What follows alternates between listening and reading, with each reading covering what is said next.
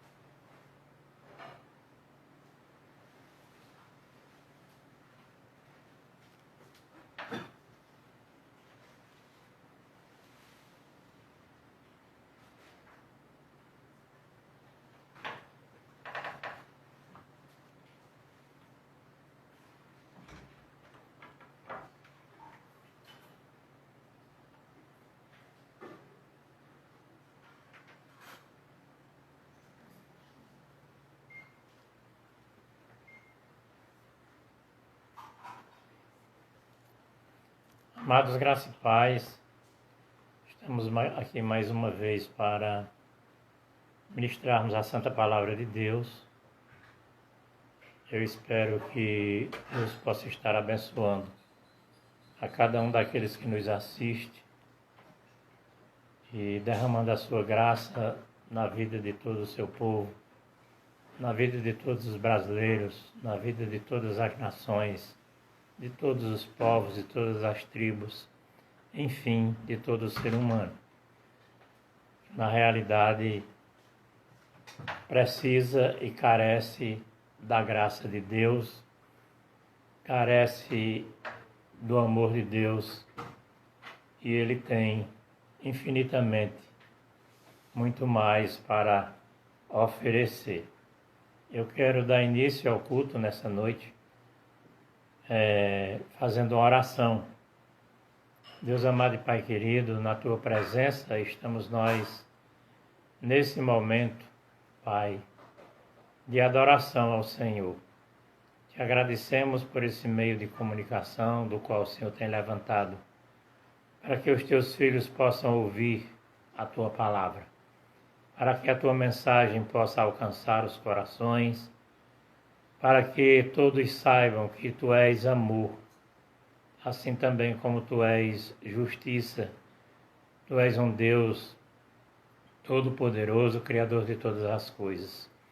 Te pedimos a Tua presença sempre na nossa vida, porque a Tua promessa, a promessa feita por Jesus, estará conosco até a consumação dos séculos. Que seja assim com todo o povo de Deus, e que caia por terra todos os planos do inimigo, lançado contra a Tua obra aqui na face da terra. Mesmo em meio aos momentos difíceis que estamos vivendo, sabendo que o Teu nome pode ser glorificado, exaltado e engrandecido, e que Tu és um Deus de milagre, que possa operar milagres e maravilhas neste momento na vida de cada um dos brasileiros, na vida de cada um, Pai, do povo qual o Senhor escolheu para Te servir e servir com alegria. Seja conosco, supra sempre as nossas necessidades, traga a cura para aqueles que se encontram enfermos, traga um resultado urgente, Pai, para uma vacina contra o coronavírus. Pai, em nome de Jesus, que isso possa abreviar para que muitos possam ter poupado as suas vidas e a chance aumente de ouvir o Teu Evangelho, o Evangelho da salvação. Assim, eu Te oro e Te agradeço no nome de Jesus Cristo, Teu Filho amado que vive e reina eternamente. Amém. Amados, eu quero deixar um texto da Palavra de Deus que se encontra no Evangelho de Mateus, capítulo 14. A palavra que Ele tem para nós nessa noite, a partir do versos 22. do 22 ao versos 33.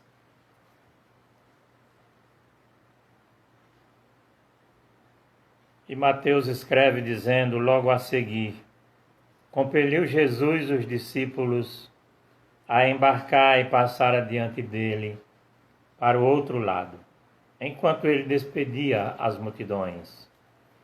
E despedidas as multidões, subiu ao monte a fim de orar sozinho. Em caindo a tarde, lá estava ele só. Entretanto, o barco já estava longe, a muitos estádios da terra, açoitado pelas ondas, porque o vento era contrário. Na quarta vigília da noite, foi Jesus ter com eles, andando por sobre o mar. E os discípulos, ao verem-no andando sobre as águas, ficaram aterrados e exclamaram: é um fantasma! E, tomados de medo, gritaram. Mas Jesus imediatamente lhes disse: tende bom ânimo, sou eu, não temais. Respondendo-lhe Pedro, disse: se és tu, Senhor, manda-me ter contigo por sobre as águas. E ele disse: vem. E Pedro, descendo do barco, andou por sobre as águas e foi ter com Jesus. Reparando, porém, na força do vento, teve medo e, começando a submergir, gritou: salva-me, Senhor! E prontamente Jesus, estendendo a mão, tomou-o e lhe disse: homem de pequena fé, por que duvidaste? Subindo ambos para o barco, cessou o vento. E os que estavam no barco o adoraram, dizendo: verdadeiramente és Filho de Deus. Querido, essa passagem, ela é uma passagem que nos traz grandes lições para a nossa vida, grandes lições para o povo de Deus, grandes lições para todo ser humano que tem o privilégio de ouvi-la ou mesmo de lê-la na Bíblia. Nós estamos vivendo momentos difíceis, momentos de incertezas, momento em que muitos têm se apegado ao medo, ao pavor, ao terror.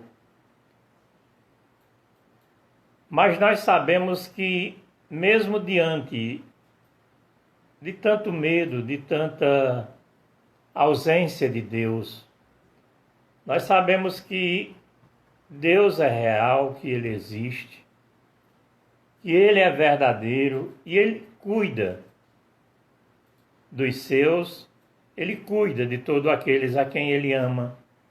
Ele cuida de todo ser vivente, o qual foi criado à sua imagem e semelhança. Ele tem cuidado de cada um. Ele ainda está acima de todas as coisas. Os seus pensamentos são maiores do que os nossos pensamentos. E os caminhos do Senhor são mais altos do que os nossos caminhos. Eu sei que muita gente tem passado por tribulações, por tempestades. E às vezes vem a falta de esperança, a falta de fé.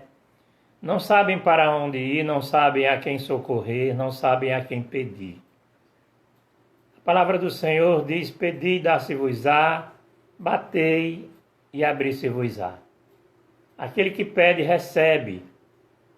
Aquele que insiste em oração com Deus, Ele ouve, Ele traz respostas no tempo dEle. E segundo a vontade dEle, que sempre é boa, perfeita e agradável. Eu quero trazer um título para essa mensagem de hoje, que é: em meio às tempestades, nós estamos protegidos. Em meio às tempestades, nós estamos protegidos. Você crê nisso? Nós temos que entender que, às vezes, nós passamos não apenas as tempestades de ventos, ou nos mares, ou dentro dos lares, ou no meio, no trabalho, ou em meio às perseguições dos próprios seres humanos, apesar de Deus não ter deixado esse mandamento ao ser humano de mandar nos outros, ou de querer ser mais do que os outros. Ele cuida de cada um de nós, e a tendência do ser humano é essa, a tendência do pecado, a tendência da falta de temor ao Senhor, a falta de paz com Deus em Cristo Jesus. E em meio a esse momento tem muitas autoridades se questionando, se degradando aos palavrões, aquilo que entristece o nosso coração, porque o homem de Deus e a mulher de Deus, ele tem que ser sábio, ao ponto de trazer boas respostas a certas perguntas e a trazer bons estudos nos momentos certos para que os problemas sejam resolvidos e não criar problemas em cima de problemas. Quando nós observamos esse texto, em saber que em meio a essa tempestade dos quais os discípulos se encontravam, eles estavam protegidos, o texto nos mostra, primeiramente, a ordem do Senhor Jesus, aqueles discípulos. Nós lemos no versículo 22, quando ele diz, logo a seguir, compeliu Jesus os discípulos a embarcar e passar diante dele para o outro lado, enquanto ele despedia as multidões. Jesus deu uma ordem àqueles discípulos. Eles, como os discípulos de Jesus, segundo o nosso pensamento, jamais poderiam temer a algo ou alguma coisa que lhes viesse a acontecer. Mas aconteceu. A tempestade veio em meio à travessia. Eles se encontravam só, a sós, e temeram. Com certeza, tem outro texto que diz que eles ficaram aterrorizados, né? Com tanto temor. E assim, naquele momento da ordem de Jesus, eles foram obedientes, eles não desobedeceram o mestre. Naquele momento eles não disseram, não, Senhor, despeça a multidão, nós o aguardamos aqui e seguiremos juntos.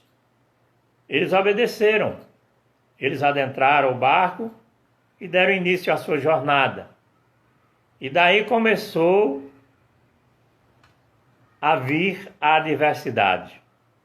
Aqui, no caso, nós vemos que foi a ventania, a tempestade. O versos 24 nos informa isso. Entretanto, o barco já estava longe a muitos estádios da terra, açoitado pelas ondas, porque o vento era contrário. Ali começou, na realidade, a adversidade para aquele grupo de discípulos que estavam sendo ensinados pelo Mestre. E veio, com certeza, o medo e principalmente quando Jesus, de uma forma sobrenatural, aparece a eles andando por sobre o mar. Mas o que eu quero chamar a sua atenção é que não é apenas a adversidade da tempestade que atinge, são muitas adversidades. O versos 30 diz assim, reparando, porém, na força do vento, teve medo e, começando a submergir, gritou, salva-me, Senhor. Aqui já é outro estado em que se encontrava Pedro, que pediu para ir até Jesus, caminhando por sobre as águas, e ele caminhou por sobre as águas, mas ele observou, voltou atrás ao homem natural e viu que os ventos eram fortes e que iriam, com certeza, afogá-lo no mar. Nós temos várias tempestades no nosso lar, temos várias tempestades na nossa vida, às vezes no trabalho, às vezes diante desse coronavírus que está pondo medo a muita gente. Nós não sabemos quanto tempo iremos viver, até que Deus permita que surja uma vacina para que afaste da população, do ser humano, este medo tremendo. Porque pessoas que não conhecem a Deus, com certeza, o medo se torna maior. Porque não tem o seu destino certo, não sabe para onde ir pós-morte. Nós que cremos no Senhor Jesus, nós temos que ter a mesma certeza que o apóstolo Paulo tinha, de que a nossa coroa da justiça ela está guardada nos céus. Que muitas vezes é melhor a morte do que os sofrimentos. A morte para o crente, na realidade, é uma vitória que nós temos diante de Deus, de nos achegarmos aonde não passaremos mais por dor, nem por aflições, nem por coronavírus, nem por um mal qualquer que exista sobre a face da terra. Nós temos a nossa proteção celestial e a certeza de que estaremos nos braços do Pai. Então, essa tempestade, na realidade, nós estamos protegidos pelo Senhor, não imunes. Eu não quero dizer que nós estamos imunes ou que somos imunes, ou que através de qualquer elemento da natureza nós possamos ser curados do coronavírus. Não, não podemos nos tornar meros pregadores de mentiras e chegar a falar aquilo que a Bíblia não nos permite que falemos. A cura, se Deus quiser dar, Ele dá do alto os céus, de onde Ele está sentado, em seu alto e sublime trono. Se Ele quiser nos livrar, Ele nos livra. Também se Ele quiser que o vírus nos atinja e quiser que nós escapemos com a vida, com certeza nós escaparemos. Isso é permissão dEle. Ele tem poder para fazer isso. Mas o que nós temos que crer, amados, que em meio a essas tempestades nós estamos protegidos, assim como estavam também os discípulos. Em Mateus capítulo 10, os versos 21 e 22 trata também de outras tempestades. Mateus 10, 21 e 22 diz assim: um irmão entregará à morte outro irmão, e o pai ao filho. Filhos haverá que se levantarão contra os progenitores e os matarão. Sereis odiados de todos por causa do meu nome, aquele, porém, que perseverar até ao fim, esse será salvo. Aleluias! Louvado seja o nome do Senhor, porque não são apenas as tempestades naturais, mas são as lutas que todo ser humano enfrenta sobre a face da terra.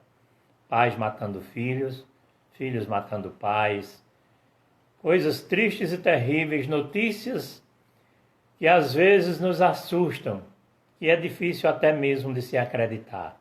Mas tudo isso está acontecendo no mundo de hoje, com mais frequência, para que se cumpra também as Escrituras, aquilo que Jesus disse, que o fim dos tempos, tudo isso haveria de aparecer sobre a face da terra. Nós temos que ter essa segurança de que o nosso protetor, Ele está conosco, Ele está nos protegendo e está nos consolando nessa vida por todas as tribulações que nós passamos. O Espírito Santo Consolador que Jesus prometeu, Ele está conosco, Ele intercede por nós com gemidos inexprimíveis. E por isso, nós temos que ter sempre essa confiança, essa esperança. São nas adversidades, e nós temos que ter e nunca perder a esperança e a fé que Deus colocou no nosso coração. E a consolação do Senhor, ela sempre estará conosco. Assim como ela esteve com os discípulos, ela sempre estará conosco. Veja o que diz o versos 27 de Mateus 14. Mas Jesus imediatamente lhes disse: tende bom ânimo, sou eu, não temais. Que palavra linda, irmãos, e abençoadora para a vida daqueles que creem nesse Cristo, no Salvador das nossas almas. Jesus imediatamente lhes disse: tende bom ânimo, sou eu, não temais. Me vem aqui à memória um texto também muito conhecido. Quando Paulo, na sua caminhada cristã, ele estava passando por muitas tribulações, estava sós. Todos lhe abandonaram no seu último momento de vida, na sua prisão em que ele esteve como malfeitor, em que na sua audiência não compareceu um só cristão sequer. E ele diz que todos me abandonaram, porém o Senhor estava comigo. Na realidade, Paulo tinha essa certeza. E no momento dos seus ensinamentos, do seu evangelismo, sobre as cidades em que passavam, e que ele estava desanimado, ele sentiu, depois de apanhar tanto, depois de sofrer tantas pancadas, tantos açoites por causa do Evangelho do Senhor Jesus Cristo. Parece que ele estava querendo desanimar. Ele sente Jesus bater em suas costas e dizer: tem bom ânimo, Paulo, tem bom ânimo. Então a caminhada é longa, a caminhada é difícil. Às vezes procuramos, muitas vezes até a morte. Como o profeta Elias, que foi se esconder numa caverna, depois de uma vitória tremenda que Deus deu sobre os profetas de Baal, sobre os profetas da esposa de Acabe, Jezabel. E ela prometeu que iria fazer a Elias o mesmo que ele tinha feito com aqueles profetas. E Elias corre dali e anda muitos quilômetros e chega numa caverna e pede para que Deus o mate. Na realidade, o que ele recebe da parte de Deus é um anjo que ele trouxe comida, acordou a Elias e mandou que ele comesse e disse assim: a caminhada é longa, Elias. E Elias saiu também ainda a profetizar naquela mesma época. Nós devemos crer que a consolação do Senhor, ela está conosco. A palavra de Deus, ela é para nós nesses dias de dificuldade, nesses dias de tribulação. O profeta Isaías, no seu capítulo 41,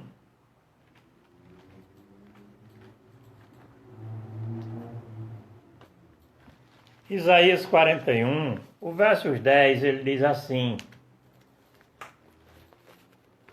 Isaías é tido como profeta messiânico.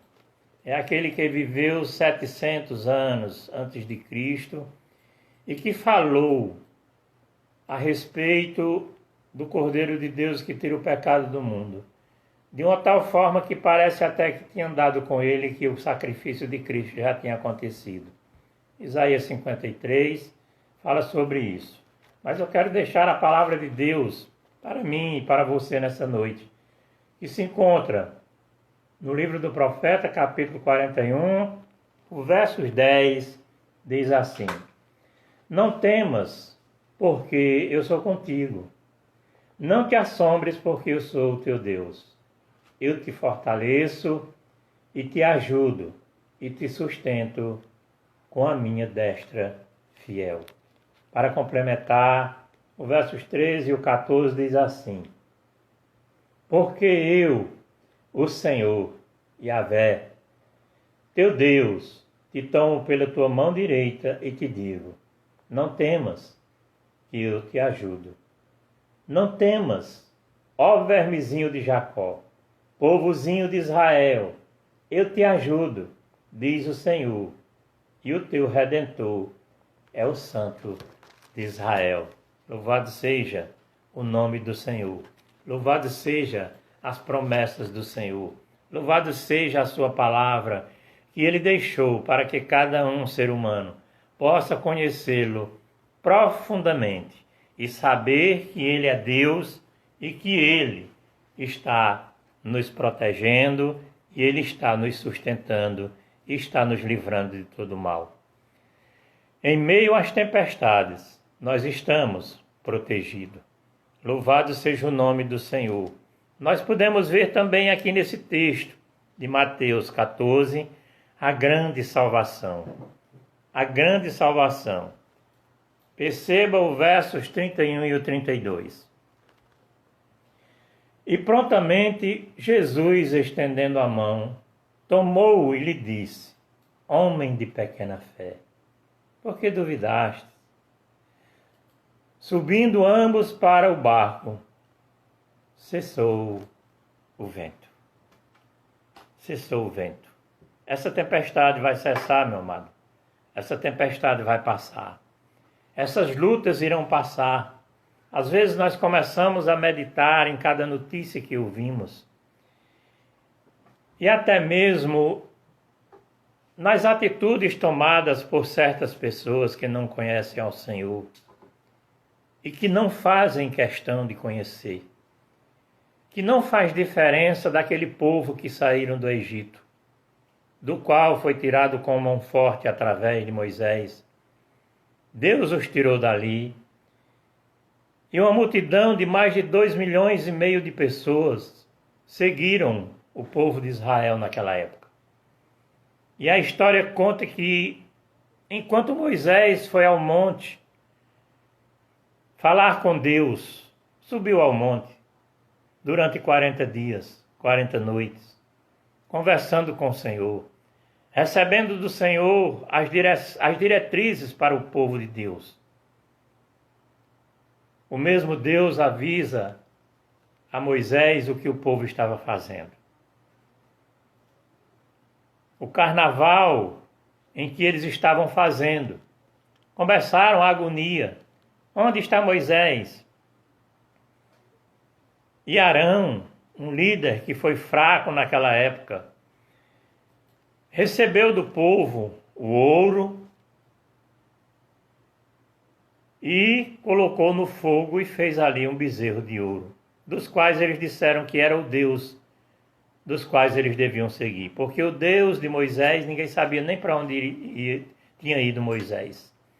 Nós sabemos que Moisés, ele quando desceu dali com as tábuas da lei, os mandamentos, e quando ele viu a situação do povo era tão degradante, o carnaval era tão grande, que tinha pessoas bêbadas, embriagadas, nuas, fazendo aquilo que o pecado mais deseja, aquilo que é mais desejável para a carne do ser humano sem Deus. O que nós temos ouvido por aí diante de tanta morte, de tantas famílias enlutadas, de tanto desespero. As pessoas estão pensando num São João, num São Pedro para o mês de outubro, em Campina Grande, o maior São João do mundo. Mas ninguém lembra de Deus. Ninguém quer saber da misericórdia de Deus. Ninguém quer saber da vida eterna com Deus. Ninguém reconhece que aqui nesta terra somos peregrinos. Estamos aqui de passagem. Para muitos os dias têm sido curtos. Quantos médicos, mais de 143 médicos brasileiros já perderam sua vida em busca de um socorro para esta doença? Quantos enfermeiros têm perdido a sua vida em busca de um socorro para uma solução para essa enfermidade? Em busca a uma vacina, em busca a uma cura de uma pessoa humana que está ali sem fôlego, morrendo aos poucos, sendo destruído por um vírus. Eles não estão pensando nisso. Eles não estão pensando em famílias enlutadas. Eles estão pensando na vida de prostituição, na vida que traz prazer através das bebidas, através do sexo explícito, através das loucuras que o ser humano chega abominavelmente a cometer neste mundo, achando que estão sozinhos, mas cada um irá prestar contas a Deus por isso. Deus não tem ninguém por inocente. Deus amou o mundo de tal maneira que deu seu Filho unigênito, para que todo aquele que nele crê não pereça, mas tenha a vida eterna. Jesus Cristo, ele diz: eu sou o caminho e a verdade e a vida. E ninguém vem ao Pai, ou seja, ninguém vem a Ele mesmo que é Deus, senão através dele. Não existe um outro intermediador pelos quais as pessoas possam se achegar a Deus. Não existe religião alguma pela qual o ser humano possa se achegar a Deus, a não ser através de Jesus Cristo. Eu gosto muito de um pensamento de um pregador dos Estados Unidos chamado Paul Washer, o qual já veio aqui a Campina Grande, na Consciência Cristã, e ele tem uma palavra excelente. E ele fala um pouco a respeito de uma pregação que ele faz, a respeito das religiões. E ele chega a dizer, olha, só existe duas religiões. E eu concordo plenamente com o pensamento dele. Só existe duas religiões. As religiões de obras e a religião da graça. Afora a religião da graça, todas as outras religiões são religiões de obras. Ou você tem que fazer algo para ser salvo, ou você tem que pedir socorro a alguém para ser salvo, ou você tem que pedir uma ajudinha a alguém para ser salvo, ou você tem que colaborar, talvez, com doações para que você seja salvo, ou você tem que fazer boas obras. O texto que Paulo escreve aos Efésios, capítulo 2, do 8 em diante, diz: pela graça sois salvos por meio da fé. E isto não vem de vós, é dom de Deus. Não vem das obras, para que ninguém se glorie. Porque somos feitura sua, criados em Cristo Jesus, para as boas obras, as quais Deus preparou para que vivamos nela, para que possamos exercer as boas obras, não para a salvação, mas porque somos salvos em Cristo Jesus. Jesus, ele diz, não há outro Salvador pelo qual você possa se achegar a Deus. Ele é o nosso Salvador, ele é o nosso protetor em meio às tempestades. O salmista, no Salmo 107, versos 29, ele diz algo a respeito dessa salvação. Salmo 107, versos 29, ele diz assim: fez cessar a tormenta e as ondas se acalmaram.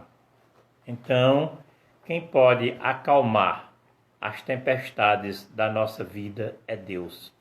Quem pode nos dar salvação é o próprio Deus na pessoa do seu Filho amado Jesus Cristo.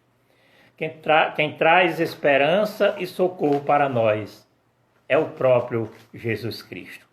Pela graça sois salvos por meio da fé, e isto não vem do ser humano. Esse isto que está escrito em Efésios capítulo 2, ele é referente a algo muito importante, que é a salvação. Isto não vem de vós, porque pela graça sois salvos por meio da fé. E isto não vem de vós, ou seja, essa fé, ela não é gerada do meu coração, nem do coração de qualquer ser humano. Ela é gerada de Deus para o coração do homem, que reconhece que é pecador, que reconhece que é miserável, que carece da graça de Deus, porque todos pecaram e destituídos estão da graça de Deus, e carecem da graça de Deus, e carecem do amor de Deus para a salvação. Todos pecaram. Por um homem, está escrito, entrou um pecado no mundo, que foi Adão, e por outro, a salvação em Cristo Jesus. Louvado seja o nome do Senhor. E esse Senhor das nossas vidas, este Senhor que nos livra da tempestade, este Senhor que, ainda que Ele não nos livre, Ele está conosco na tempestade dessa vida. Ele é digno de toda honra, todo louvor e toda adoração. Tanto da adoração a Ele, como do testemunho a Ele. Olhe Mateus 14, versos 33. E os que estavam no barco o adoraram, dizendo: verdadeiramente és Filho de Deus. Louvado seja o nome do Senhor. Verdadeiramente és o Filho de Deus. Quando Jesus, em certo momento da sua vida, ele chegou a fazer uma pergunta aos discípulos, dizendo: olha, o que é que o povão aí está dizendo de mim? O que diz o povo de mim? Ah, os discípulos caíram todos. Olha, um diz que tu é Elias, outro diz que tu é o profeta, outro diz que tu é João Batista. E vós, quem dizeis que eu sou? Replicou Jesus depois das respostas. Então teve um que falou mais alto, que gostava sempre de se achar que na realidade era o máximo. Pedro disse: Senhor, tu és o Cristo, o Filho do Deus vivo. E Jesus, olhando para Pedro, diz: Pedro, na verdade não foi tu quem revelaste, mas o Pai que está no céu revelou isso. Louvado seja o nome do Senhor. Graças a Deus por sua palavra.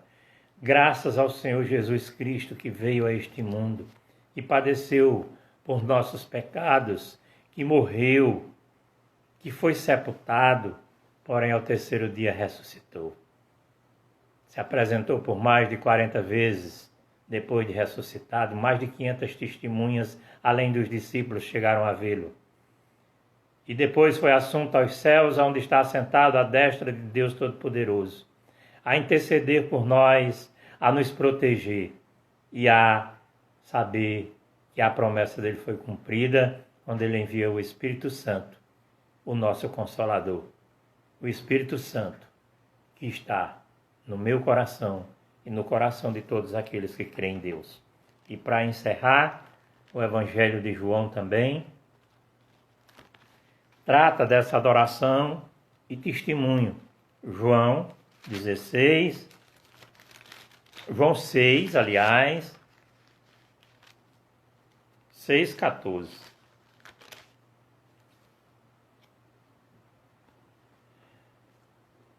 Vendo, pois, os homens o sinal que Jesus fizeram, disseram: este é verdadeiramente o profeta que devia vir ao mundo. Jesus é o Salvador. Jesus é o verdadeiro profeta. Jesus é o sumo sacerdote. Jesus é o Rei dos reis e Senhor dos senhores. Ele está conosco durante toda a nossa vida aqui na face da terra. Que Ele os abençoe. Eu agradeço a cada um de vocês que acompanhou essa mensagem e dentro em breve Deus nos dê uma nova oportunidade e que Ele continue nos livrando. Seja Ele a nossa força, seja Ele o nosso socorro bem presente na angústia, seja Ele o nosso escudo e fortaleza, seja Ele que possa nos abençoar esta semana com todas as sortes e bênçãos espirituais nas regiões celestes em Cristo Jesus e nos dando a condição de sobreviver em meio a essas quarentenas que não sabemos quando vai terminar desse coronavírus. Creio que dentro em breve ele vai, na realidade, fazer com que cesse este mal sobre a face da terra. E eu vou orar nesse instante, em nome de Jesus, por todas as famílias da igreja, por todas as famílias que têm perdido os seus entes queridos, por todos aqueles que estão enlutados. Orar, na realidade, por cada um de vocês. Amém? Deus amado e Pai querido, nesse instante nós te agradecemos pela tua palavra e queremos, Pai, como sempre, engrandecer o teu santo nome, porque a ti pertence a honra, o louvor e a adoração, e sempre te pedir, como é o nosso costume, como a tua própria oração que o Senhor deixou como ensino. nos mostra que quando vamos orar, o Senhor já sabe o que iremos pedir. Eu quero colocar diante do Senhor todas as famílias da tua igreja ali no Esplanada, no João Paulo II, no Morada Nova, todas as famílias que estão sendo atingidas também por esse coronavírus da igreja e que Deus tem dado vitória já em nome de Jesus. Quero orar pela minha família, pelos filhos, minhas netas, minha esposa, pai, meus irmãos, até o parente mais distante. Coloco diante de ti toda a minha família. Pai, te peço primeiro pela salvação de cada um. Te peço também pelo sustento de cada um. Te peço pelo sustento de todos os teus filhos, do qual a tua palavra diz, jamais o justo mendigará o pão. Pai, sustente a cada um nesses momentos e em todos os momentos de vida na face da terra. Quero te pedir pelo suprimento da tua igreja. Em nome de Jesus, não deixe faltar nada para os teus filhos. Que o Senhor, que é o pão que desce dos céus, sobre todos os teus filhos, seja também o pão mantenedor para todos nós, hoje e para sempre. Amém.